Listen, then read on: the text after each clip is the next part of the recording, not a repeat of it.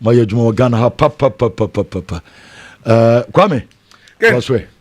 Minim say kwaku ni bigi eba be rare Ballon d'Or sense no already my main pass it through to ebi. Ken. Players 30 no nominate omo no. Player ba kwa meni agema ne pa ne score McTominay. Yes, come McTominay die no. Menya sure say nipa dodo na no eyima agency e be 2025. Na ye nominate 30 players or Ballon d'Or e be boss score McTominay. Italian football of the year. Yeah. And no deserve wa born home day. Na me hwe list nim nyina na Ken. Menim se kwaku ni bigiba be rempa. Me ya for Caicedo. Moises Caicedo me bobo dey no ni di amam. Me nwa pa. Me jitu mu say Chelsea eba Europa o man compete at the highest level so mo bo Champions League. Na Chelsea bo UEFA Conference League. Nemum players bebre omo list ni ma omo bo UEFA Champions League na se fonya no mo nye better than Caicedo.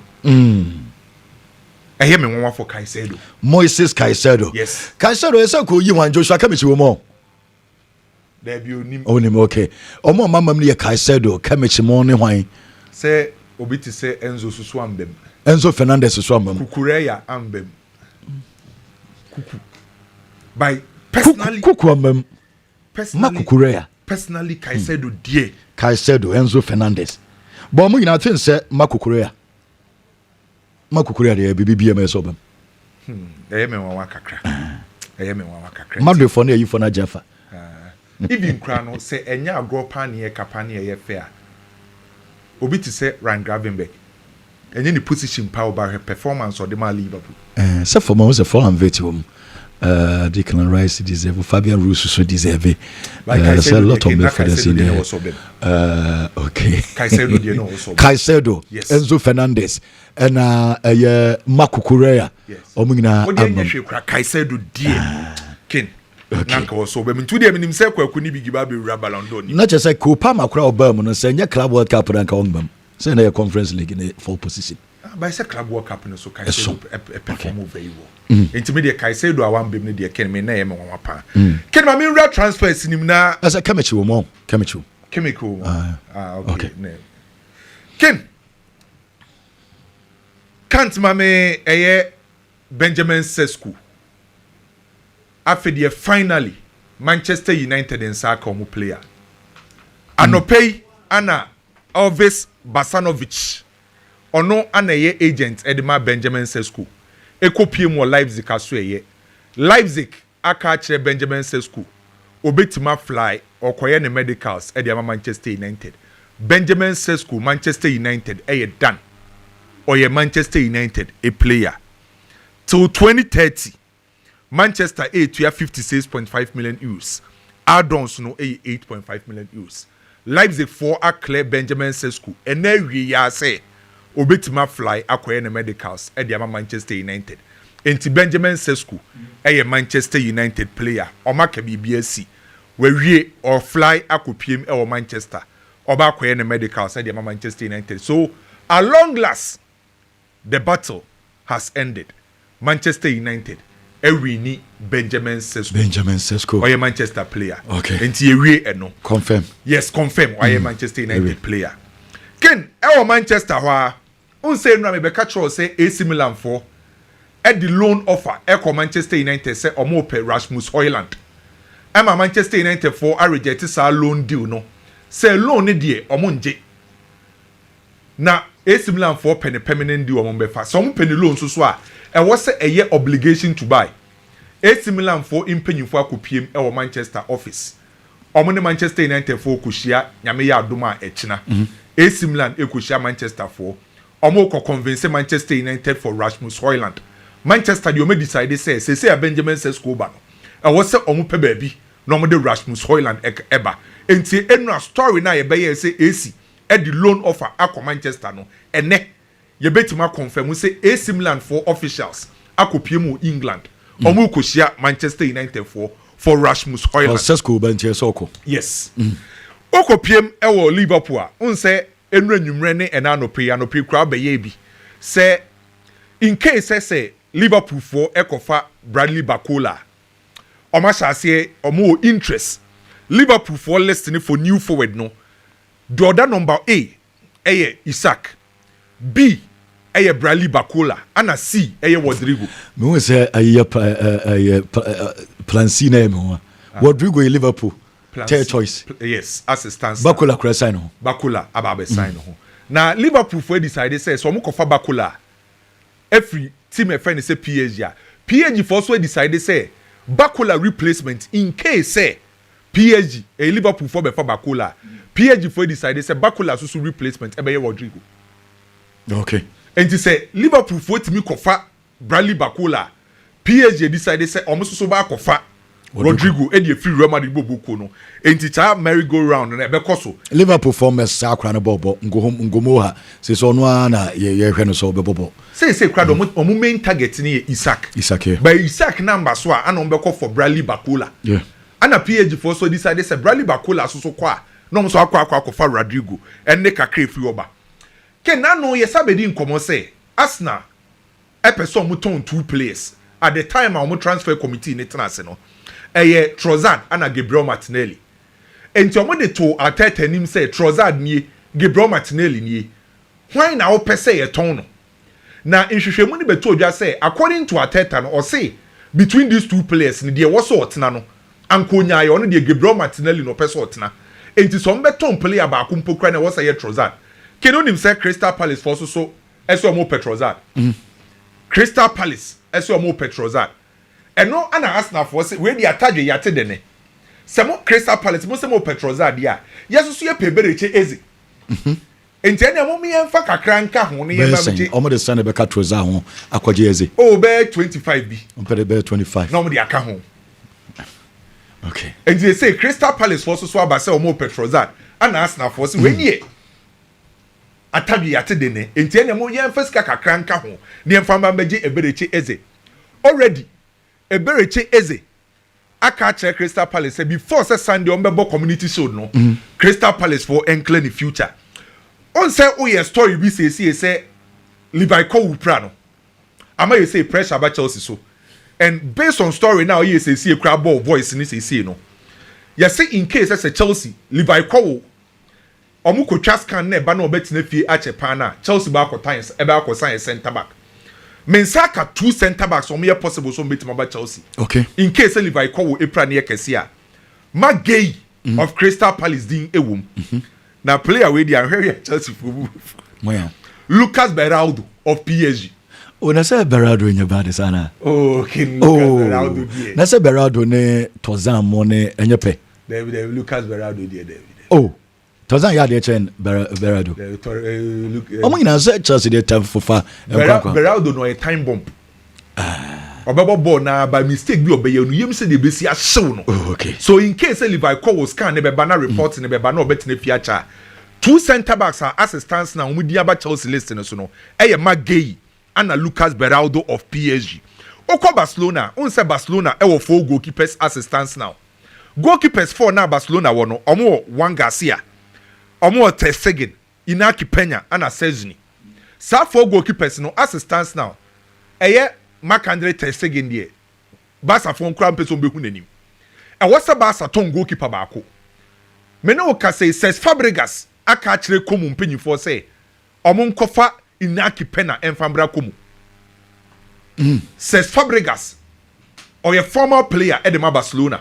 Waka kire komu mpanyifo say goalkeeper e friend say Inaki Peña ewo Barcelona omo nkofa nembra Italian Serie A no meda post nim enfama komu bobuku no Barca for you ready to negotiate on say Inaki Peña contract able 2026 se Barca timi ton Inaki Peña omo wage bill no omo free 3.6 million euros ewo so Inaki Peña eje 3.6 million euros a year enti komu for aba for Inaki Peña na ken transfers no aha say ana Carlos Baliba de ne ye de hyase na for the Manchester United supporters ni si o mu de bia mo bom trim na ye transfers ba na mum transfers headquarters ye ka na ba beto ho ye de betu dwa na no say Carlos Baliba Manchester United for akon ho am ya bo Manchester United 100 million pounds obi bi o follow ye bia no enim sa story we na eye Ruben Amorim be be ma story ni pa Ruben Amorim ana ka say ope a midfielder or ye dynamic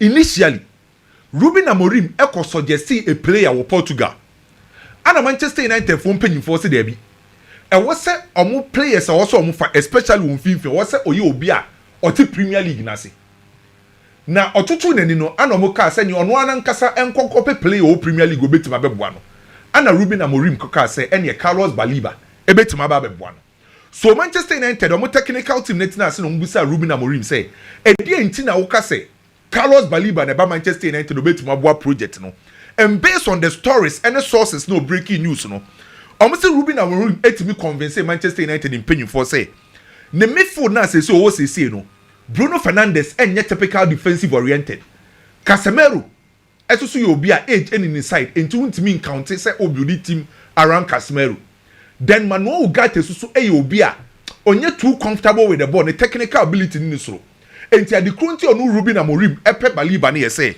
obi a physically or strong or this still beba the technical ability enti ope abrante e fe say eye Balliba and Manchester United in paying 40 as here. So Manchester for contacting intermediaries for and omudi kan ko hu Carlos Balliba and then the representatives and omudi offer it to omenim Carlos Balliba and the representatives eji to mu say omo okay with Manchester dia kan ye say Manchester ne eye Brighton ba ko wi and na intermediaries ne say ko hu Brighton and Brighton for say on beje 100 million pounds 90 plus 10 and ombu so say we dey wosoro and Brighton for say omo koto ni free low omo tuya 27 million euros add-ons 3 Emma ni koye 30. And when the contract nim say Brighton a turn a lew for benya 15% sell on clause. And to win to win this kaki to ebia. Yes, mo. Lew e 15% sell on clause. 100 million for Balliba. And Manchester and Manchester United so e ka say omo value boy no 60 plus 10. Okay. And you say e trend e ba akwa kosie. Newcastle for the 50 million euros e call Real Madrid for Brahim Diaz. Newcastle at the 50 million euros e call Real Madrid. Brahim Diaz Madrid for Jana. Brahim Diaz be renewing a contract to Real Madrid. Madrid form person omo beton. Claudio Echeverri and so Man City asa rejected bid from Roma. Roma esa the loan ekoye. Loan no omo de mandatory purchase 33 million euros ashim and a buyback clause. Man City say and so omo nje. Deco esia Raul Veldo and a ye agent edema Mark Bernard. And a Mark Bernard nia Tony Bernard. Oma catch the Mark Bernard say on bema the contract renewal omo nton Mark Bernard enti ken esisi so say Barcelona say on bema Mark Bernard contract renewal Gavi e operate the same rules CC Frankie Dion be renew enti CCC no anhwe ya omo ton Caicedo na Mark Caicedo eti eke kanti ken esem ne die wow Mark Caicedo mama ko we so enfama Anthony ene Benfica nkomo na ahase Anthony ne Benfica nkomo no ahase Donnarumma PSG for aka chain say omuntimi en accept ne de no either so betina and on beton no not less than 30 million euros. Edolson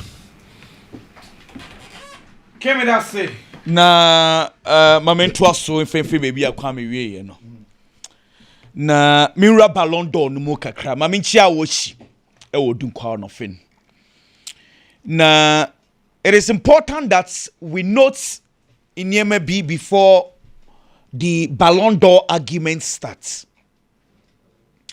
Enkane na Ballon d'Or no na ye calendar year January ekopim December.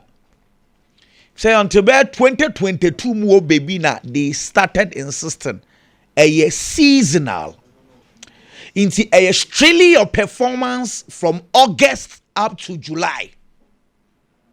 Now, previous years the emphasis on your performance and your leg through any Champions League basically because Champions League in the not to say Umbo Conference League I won't count not to say Umbo Europa League I won't count but normally Umbo Champions League yana emphasis no hobby bree patronti ase umken okay inti afi ebesa sakakra because weight of the Club World Cup no previously now your bottom one keke but this time around the weight of the Club World Cup will also play major role inti enkane Club World Cup ni bottom keke inti yaya discussions the crown yefa who deserves the Ballon d'Or Yeah, discussions are the Obeji Club World Cup, you catch them keke.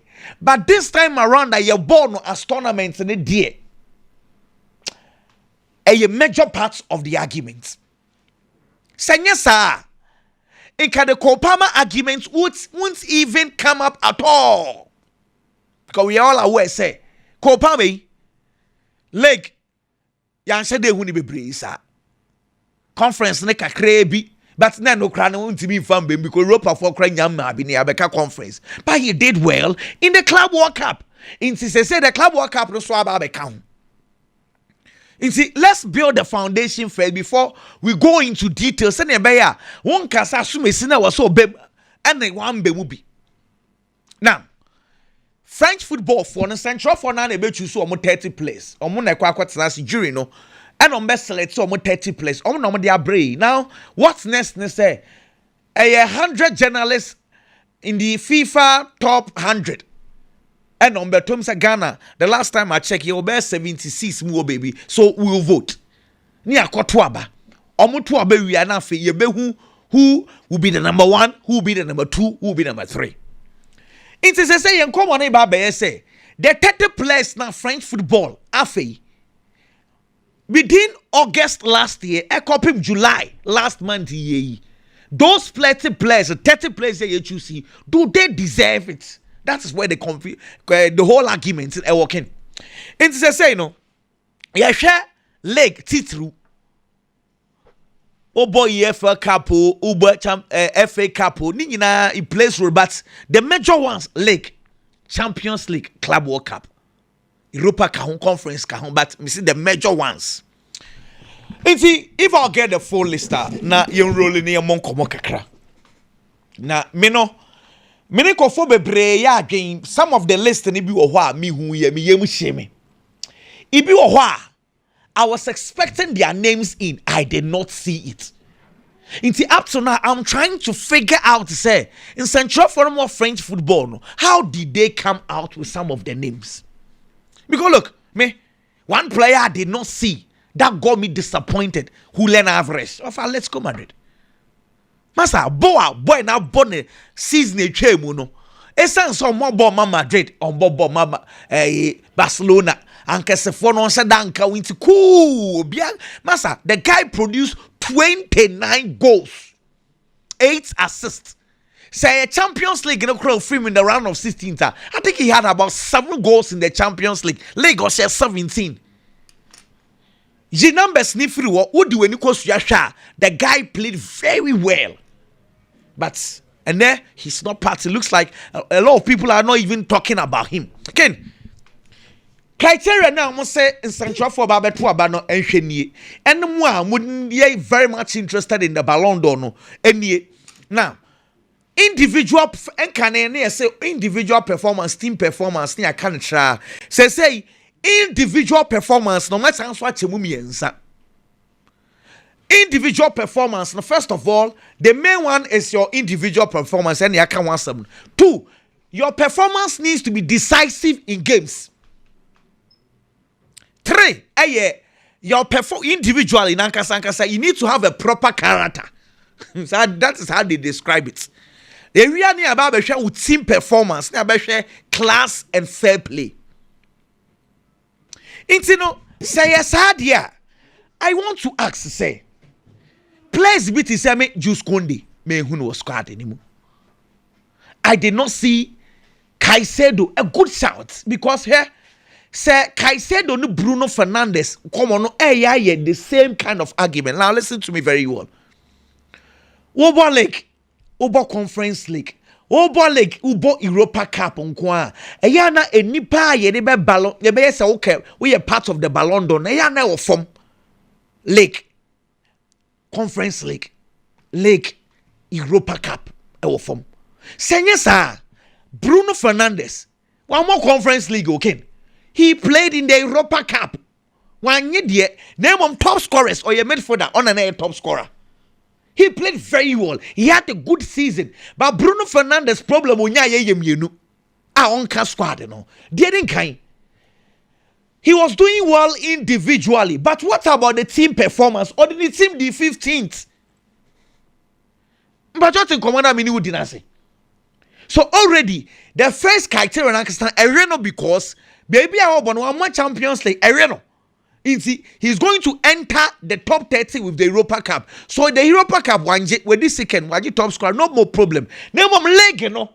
You cannot play well and take your team all the way to the 15th in the league. It's the Moises Caicedo me feel say now also woman kakrane say I understand the conference league no form in Europa, but sir Club World Cup no na Chelsea players say advantage of those players that played in the Champions League and even in the Europa Cup because say Club World Cup no and elevated Chelsea players the same Club World Cup at the Coppa me room there. I think say Moises Caicedo also deserves it. Because Chelsea best players this season means Roman can me cry me see me for Moises Caicedo e Jaco Palmer.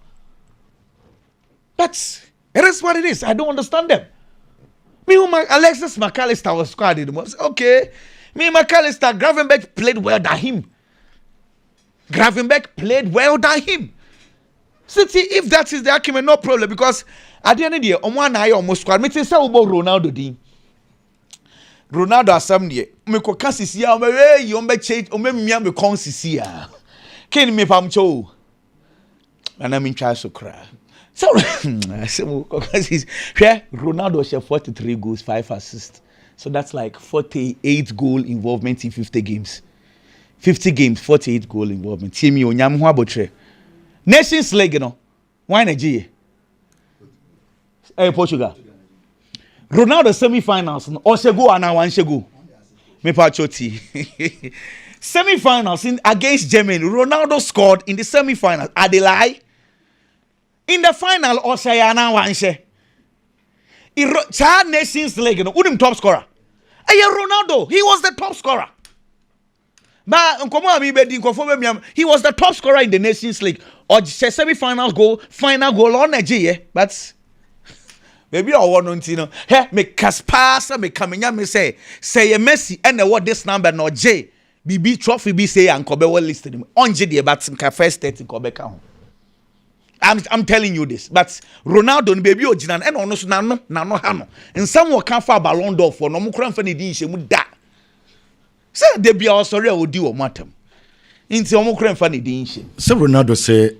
Sa was no enye papa bim. Aha, na wo ye BBC e be den na ye de odin account. Okay. And I said one no. Say obi award de work as enye papa. Enu cranty so they will not even. But some we say Madrid for so we don't play account when so. Madrid they don't play account. So man call last. Some Madrid so anko mo anko bi. Nto we don't play account. Vini ni Julian Alvarez one bobo last year.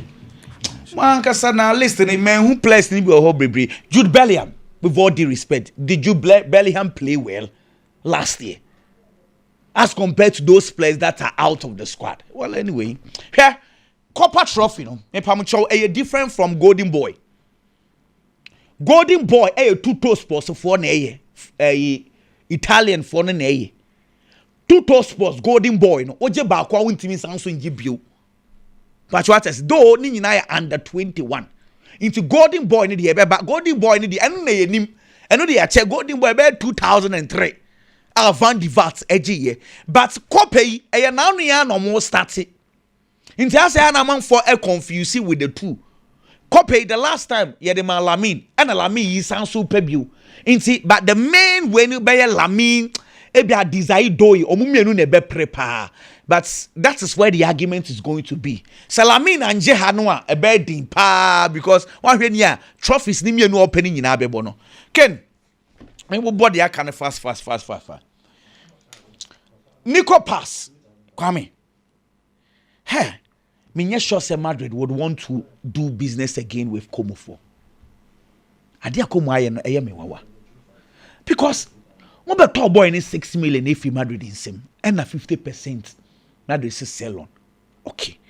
And now you come for Barca. On person mo top 50% in the back. Now acquire total. Next magic boy ni. They were giving Madrid 6 million po. Into some 6 million. No, top boy need 12 million. Meanwhile, Tottenham are back for this boy. What's the value is 70 million. Now we are Madrid. That would you need to bedding. Meanwhile, Nkomana me di what the mention na say. Or Beji boy in total 6 plus 6 na 12 million. No akwa twa Tottenham 70. Now when Madrid dey business is here. We are ochina bi no be. Now, the easy way out they say Madrid can tell Tottenham to wait next season obetua 10 million. Otua 10 million or Tottenham craft 40 million. And Madrid dey nyam so. It makes a lot of sense. Gonzalo Arriba, mamina ono no Madrid dey nuane no. December no mo fa no. Eye Dani Caballal. And them recommending the man Madrid. That time no.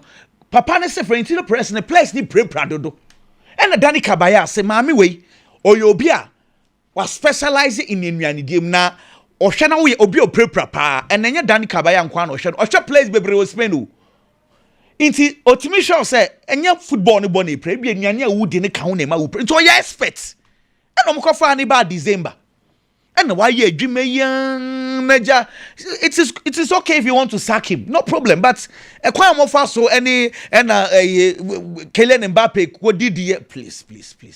If Madrid want to change his medical staff, no problem. But this woman or your experts and proper one, come here.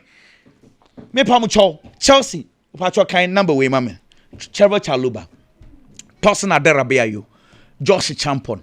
Wesley Fofana, Jaro Hato, Levi Cowell, Bedi Ashel, Aaron Saminho, Disasi, Renato Viega. And yet 10 center backs. And yet 10 center backs na mabo mudi. Center backs maku 10. And Levi Cowell most the Chelsea sankoto center back foforo. Center backs on 10. I'm going to for Fraba. No. She please. Okay, see. You know, first moment. The right opportunity to give Jaro Hato opportunities for him to play. Hato, to me, baby. Oh, I left footed. The profile need to say Levi call with Pepe Po. Scowl. World champions. Mr. Why? Scowl. Will be from America by Inche. And now, Kwame. So, world champions, Scowl. Still nice. I'm say 10 center backs and about 4 of them they guaranteed they would leave the team. But still now, because Levi Cowley is not going to stay for the whole year. Acha bear 6 months, he's going to be back. Any across Acha because we are waiting for the doctors. But quarter crown 4, 5, 6 months, he's back. So what is the problem? Going to buy another center back unless it say maybe a Chalobah money dear bear about 6 out of the 10 I mentioned. Chelsea were plans of letting them go because Magay, you know, Ken or you'll be a or bar won't me finance na bench you. Imagine say Chelsea goes in the market but buys Magay. Now the Levi Cowell with 9. These are all English international. Internet finally Ter Stegen, his captain has been taken. Yamfensio, me don't say na big imra. Big as is on your capital beam. Big Bramu kakra, but Mr. Mo, you bet me and I say Morris ABC games, you know, draw no enche ebetosu sisia. Now you have 3 letters from A to Z. The wafa and I say audio or mombe winning. The other letters ebeba se B nebeba, K nebeba, E nebeba, F nebeba. Yenin komo. Ballon d'Or coaches are on my bomb homodin with you when it comes to the coaches aspect there. Menya sure say Obini Luis Enrique be pre. Hey, Enzo Maresca be catch us 2 trophies. 2 big trophies. Enzo Maresca. Yeah. Obeka say waji 2 trophies. Yes. Essential final. Yes. Bebacho inti untimi ka say obi ani obi mpre. Yes. I am the say sound common abum. I am going to go for Luis Enrique. But I am happy for Enzo Maresca. Inti untimi ka say obi ntimi ne compete. Ken because kasa Enzo Maresca ti we be hanu pa. O bonus and 3.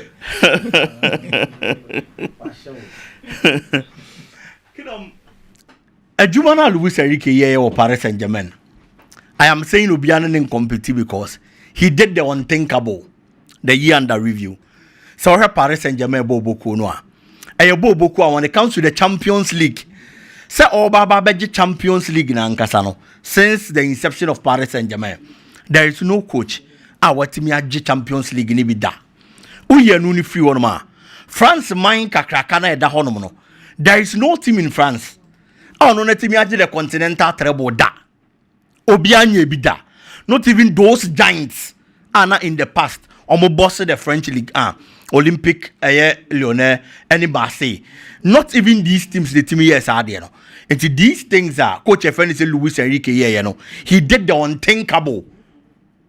And me feel say a placing above all the other coaches when it comes to the best coach of the season or Ballon d'Or him. But at the end of because I'm happy for Enzo Maresca and say Ken Enzo Maresca had never taken a main team job. Say Onone Baba front runner as a coach. No headed team be in a major league, a big league, to say the English Premier League. Yenim Enzo Maresca no ya assistant. Edema Pep Guardiola. And Okoko for Leicester City team no. Lower division, championship, and no boy and no qualifier. It will qualify bar top flight in him no. And a Chelsea Kokofano. Chelsea ana yenim say in the past, Chelsea is can Okofa coach. Chelsea farm manager or ye established or ye big. Into Chelsea be kwa kofa Antonio Conte de naba. Chelsea be kwa kofa big coaches. Carlo Ancelotti num, Jose Mourinho num. These were the coaches and Chelsea first kokoto. Ediba. Now for Chelsea kwa kofa coach. A manager all handle club bia or top flight football muda. And a Chelsea kwa kofa naba. So a lot of the Chelsea supporters are dear friend say GDA pa. No money be wo papa ni mu. Papa ne baye. Obi at in China or he. Nipa you ni, but you have to come and prove a point to everybody. Say you are a good manager. I'll bet me a boama near my concama club no. You share English Premier League in Ase. The first game it was against Manchester City. Stamford Bridge. No, I tell you, Manchester City bobo kuna baba be 2-0. Then the doubters start. So you can say on yadi, you can say Jumano Timinya, you can say on Moye. Now man for shall see on Mokasa. The next game he wins. No, I share Wolves after that game. Now if you were not 2 matches on the trot. Not draw say bem, not loss say bem. At a point. Na papa na bono homo dia early December. Premier League no na that show. Afei na GDA ne chance say eba. A lot of the supporters felt say baby oba be do ne there. Chelsea betimi age the Premier League mpo e dey free obi ansem. Sign na emeko. Late December area January mu na chance yesesa. No about draws mienu, elusi matches mienu out of 4 consecutive Premier League games. Now man for shall see Casabim. Na GDA na sounds what take off. But in all these problems a papa ne firm or make sure so be keep the focus. No why Chelsea team in one juma consistently. Na baby say all the team ni kokodru no. What team the team no akwa kodru. Ye both season ni we no. Na Chelsea about be the 4th Premier League table no so. Now they are going into the Club World Cup. Conference League required now man from fan count nipa rating count because that is not the Chelsea level and standard. You rock Club World Cup ni mu huge expectations. At the end of papa de baba be because repair. So the default to Premier League mu now the Conference League prove to the world. Sa kesifoni nyina kwa akohia no betimi aye bibi. E honom no surprise you bia. And OJ Club World Cup no. Until today, after 1 year, a coach and any penny GDO, a coach and a man for doubting it so much because on your Juma or top flight league Biamuda, no before a club like Chelsea, with huge expectations. Now and ne, yeah, coach is a real in the just ended season. Now you to me bolding at the Kawan or Safataba so Bobby Uriase. And that is why I'm saying the papa friend is Enzo Maresca. I am extremely happy for the man. And this particular nomination, a motivation for him to see na baba be remno, obetimi aye more, and the ama Chelsea team and any supporters. Ken, moving on. But still on Chelsea. Level Cowell injury no. Any a home seminar no. I feel saying in football, almost every big club I will say, bia our tiny successes, any laurels biano. In almost every department, or park and so, you are going to need a commander or a director. I'll be wow. Into top clubs in the Arsenal. Last season, Barcelona bobo kona. Barcelona both games are there. Is Inigo Martinez at the back, who serves as a commander and an experienced player. Now alternating other players in the world. Honum. Obeko Paris Saint-Germain. Paris Saint-Germain actually honum. Omuni Obiakra. They have Marquinhos. He's not one of the best they will say. On yet that consistent, that is very true. But the experience, he's there for Paris Saint-Germain Bobo Kuna. Other players no more or serve as a commander at the moment. Liverpool Bobo Kono. They have Van Dijk at the back. Centrally. Our Boato Tonyama were chili honum. Edema Liverpool Bobo Kono. Manchester United now and the Nimpono. They have an experienced central defender to say Harry Maguire. Ewoho. Shabom of last season. Look at the performance of the team. No money will be a You can talk about Ilya Zabani. Any player friend said Dinhausen. These were good central defenders normal ball na bomb of normal ball. But you look at the performance of these players and they serve as commanders for the club. Chelsea central defense has no commander, an experienced player actually. It's level call pra na abano. But me feel so opportunity in here. Say Chelsea be an experienced central defender. No be baba be gina actually one no atoto niema momo. The left side of the defense kukuya the right side. These players are experienced, but centrally, so when you be all ball laterals and as a flanks and so on, they so about commanding the whole back line. And problem back on so they say Chelsea near commanding central defender no. The goalkeeper, I wasn't going to never save it as we be control the back line no. Roberto Sanchez senior club World Cup now. No be a Lucy GDO anymore. So bet me I no. So you can't have that kind of confidence in the goalkeeper. So be one was serve as a commander. It's a few say. Chelsea being that commanding central defender, it is an opportunity. The mark get due. Bernardo the only dominant tonchain. No one share at that clubs are probably be on Sumpa or central defender or experience than Modimo Ostro. Tottenham has Christian Romero, good central defender with a lot of experience. Chelsea Nkonkope we moving from Rechiri.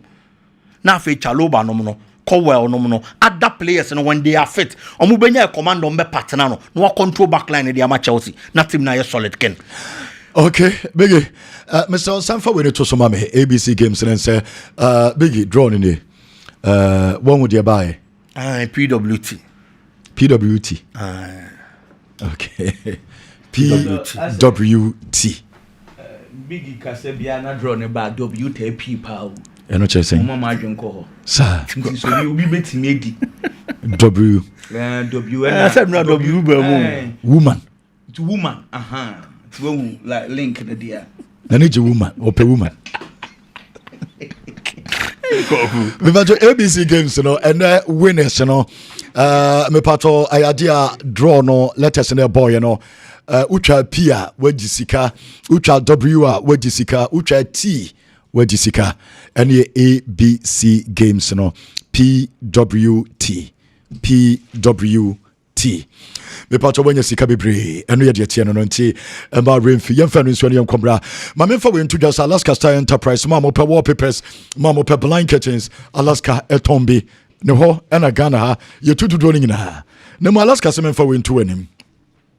Or the Lazilite body spray bar, Lazilite body spray no. Cosmetic shops are real Ghana in Mr. Lazilite body spray on the deodorant, any dia canning in a just would be a good motum, the beef for form motum, a more motum, kama eche eham, enti odie a Lazilite body spray, Alaska and a de abba, a bubble papers and a blind curtains and a Ubenyan in epi atonia my DCC demo, Emma a hoya fair. For Alaska will lie with Sucia 0256 33 0075